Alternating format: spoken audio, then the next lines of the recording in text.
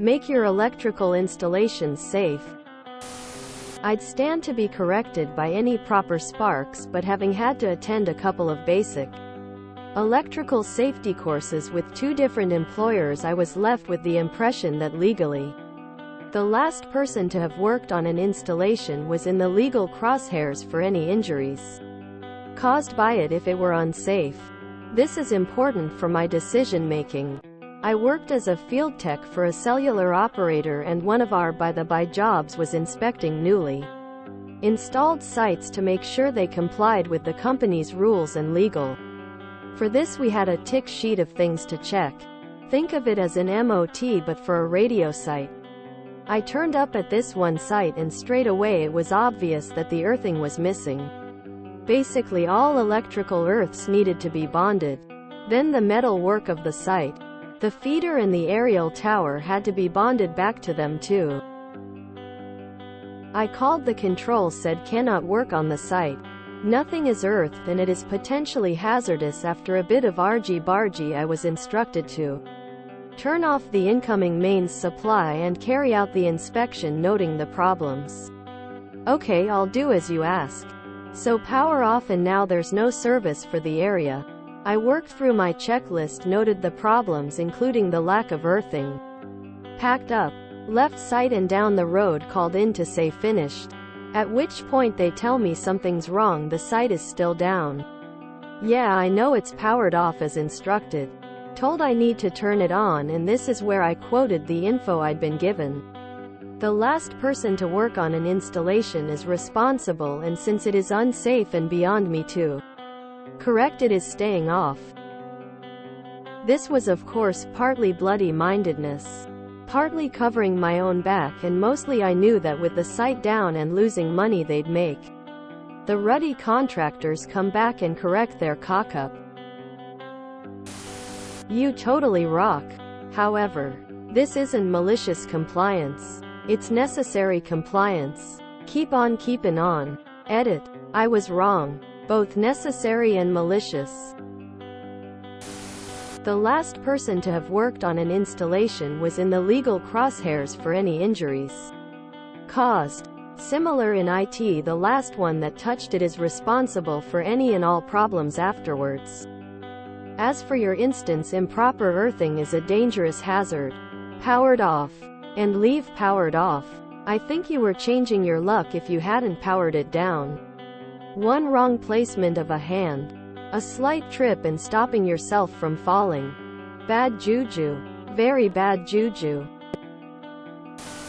Yay. I'm just an electrical test and tagger, i.e. test appliances for safety. Mostly in not-for-profit places. The amount of times the kettle or microwave has failed and the volunteers go nuts when I won't pass it. I've been using that kettle since Granny was alive. It's fine. I don't bother with the out of order tags now. I just cut the cord off. It takes 15 minutes and $20 to get a new one from Kmart up the road. My favorite. Just because that extension cord is frayed and holding together with a hairpin doesn't mean you can't pass it.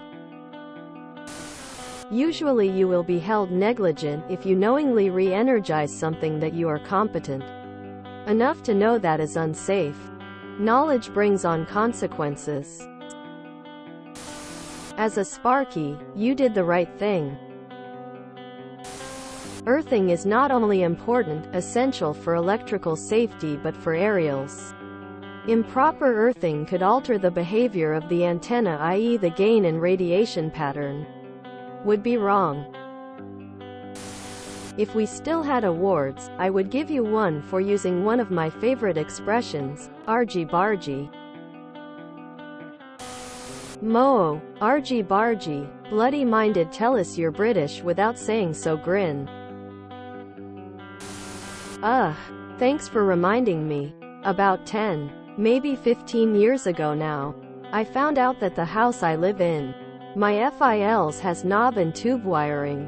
As a result, there is a lot of things that cannot be done, such as upgrading the insulation, until the wiring is upgraded. But neither he nor I had enough cash on hand to have the work done. So a lien or mortgage would have to be set up. And as the house was paid off, he refused to allow this.